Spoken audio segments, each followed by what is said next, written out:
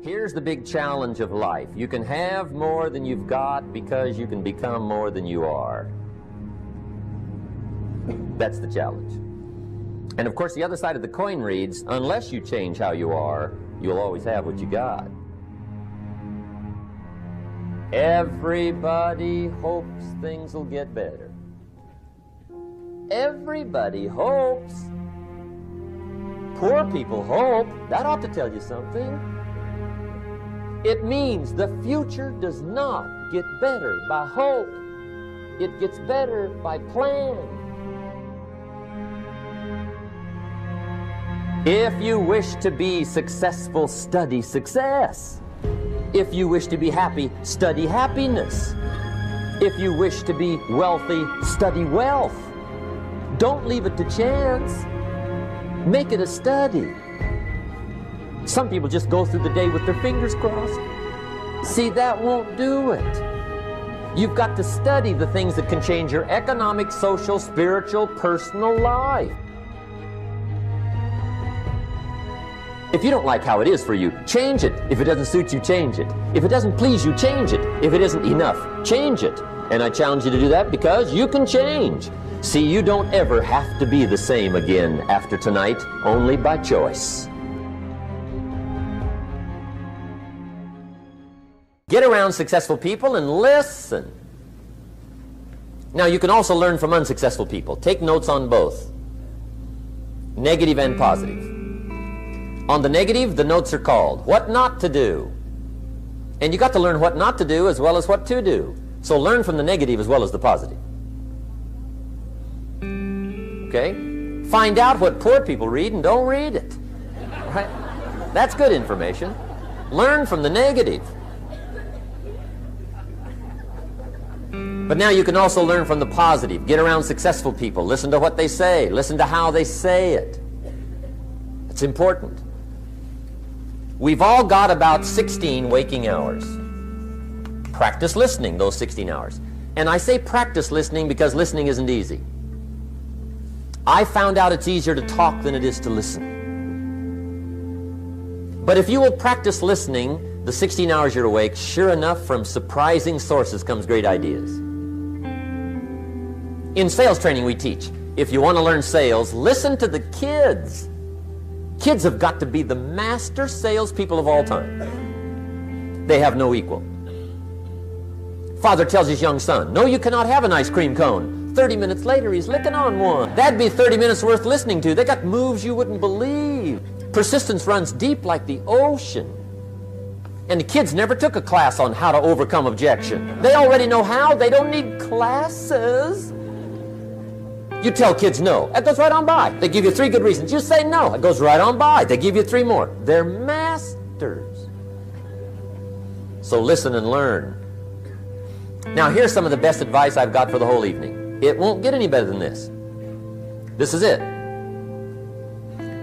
Poor people ought to take rich people out to dinner and listen. That's some of the best I got.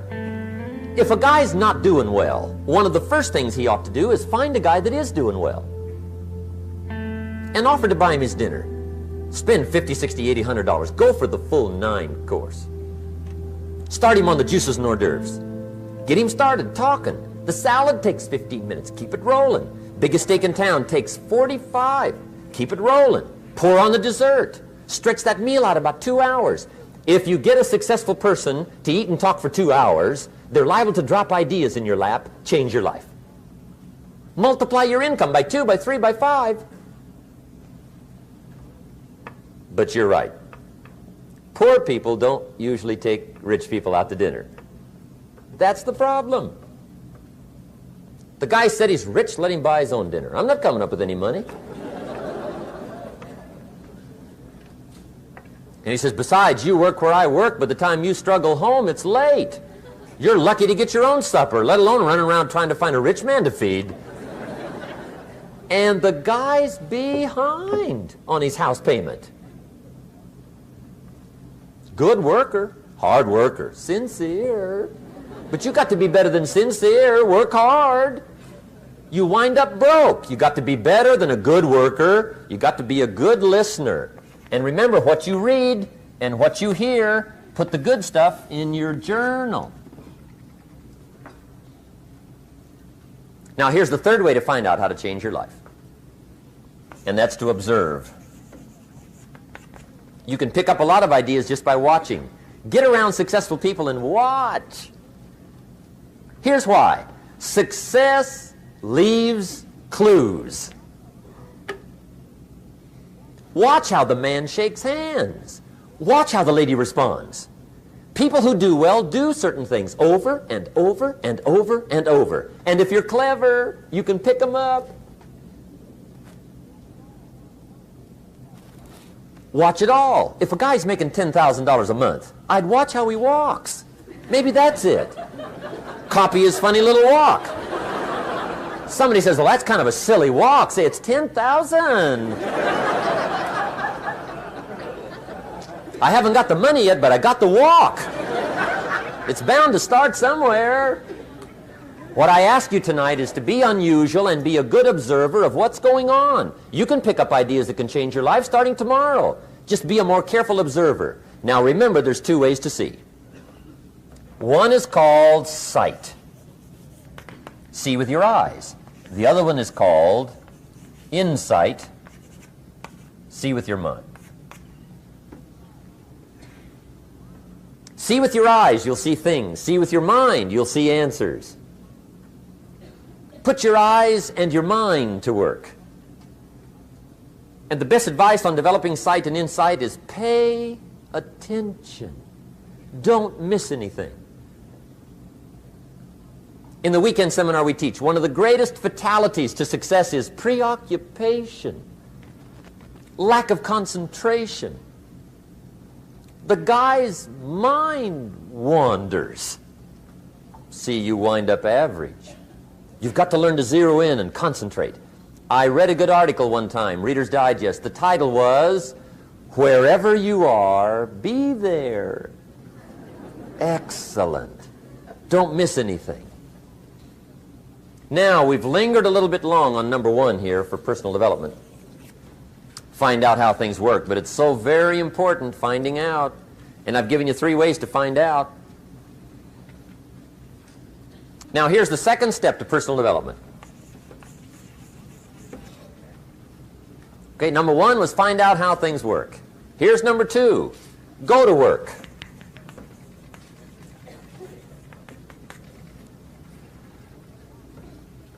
You must now take action on what you found out.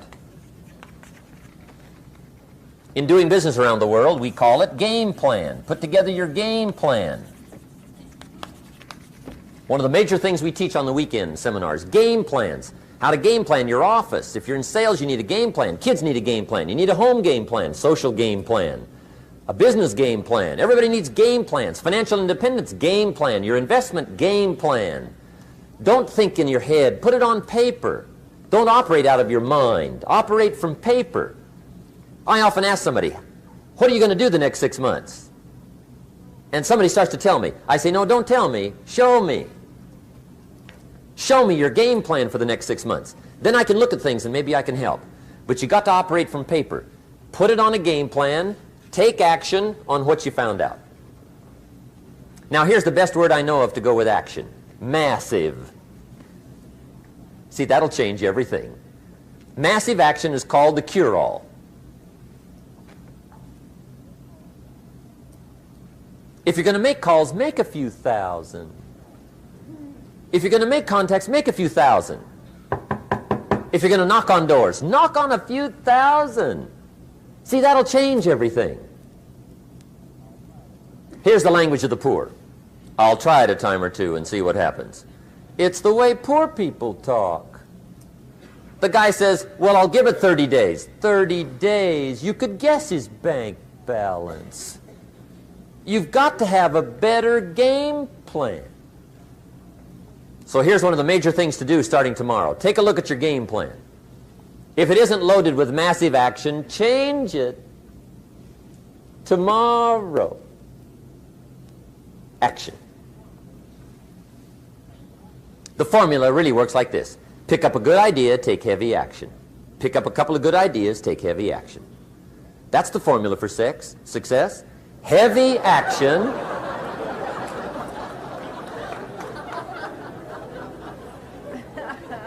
It's a good thing we can edit all this, right? The formula for success: take heavy action on a good idea, right? That's the ratio. Now here's the key. Don't wait till you've learned 2,000 or 3,000 things, because that way you'll use up all the time. And you could wind up smart and broke. And hey, it's okay to be dumb and broke. But if a guy's smart and broke, that's pitiful. Don't let your learning lead to knowledge. You'll become a fool. Let your learning lead to action. You can become wealthy. And there's many kinds of wealth. I understand that. Not just money. Money's one of the least of all values. I know some people with a lot of money that are very poor. Evita sings, "As for fortune and as for fame, they are illusions. They're not the solutions they promised to be." So there's all kinds of wealth, but to get a big share coming your way, you've got to have a heavy action game plan. Now here's the third step to personal development, and we'll wrap up personal development. Step number 3. It's just a little caution, and all through life we need little cautions.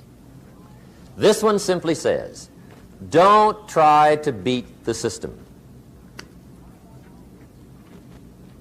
Find out how it works, work it, but don't try to beat it. Some people learn just enough to start slicing it, shading it, thinning it, cutting corners, and looking for cheap answers. See, don't fall for that. You'll wind up with a cheap life. Find out how it works best and do it that way. Even though it seems to take a little longer, do it right. Don't compromise with right. Now, under this step, here's another key. Be a quick learner. Don't let it take long to teach you. Learn quick. Don't run at the wall too many times.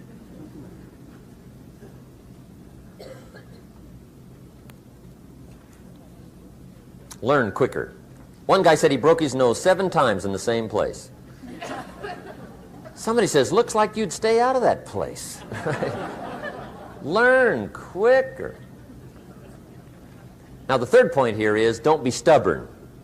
See, some people won't change even when a better way comes. They say, well, I've been doing it this way 30 years. Hey, be ready for change. If it's a better way, go for it.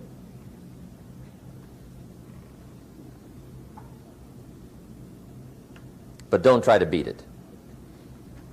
Or you'll be like the guy that went to Las Vegas. He didn't have much money, so he didn't want to risk his money gambling. But he gets to Las Vegas and the jackpot bells are ringing, the money's flowing, the lights are flashing, and he can't help himself. He's got to gamble. But instead of gambling with his cash, he decides to play the mental gambling game. And the brilliant scheme he worked out goes like this. He'd pick a number like number 3. Mentally, he would bet a certain amount of money on the number. And whether it won or lost, he would jot down that amount in his little pad. I would have won $5 if I'd have made that bet, just to keep track of it, win or lose.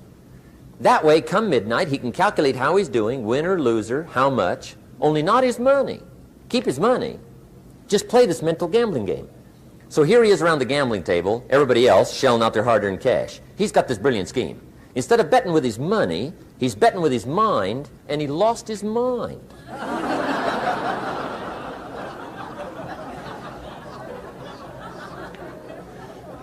Which means don't try to beat the system, I guess. Okay, we have covered personal development. By the way, it's the longest subject, so take heart. The rest of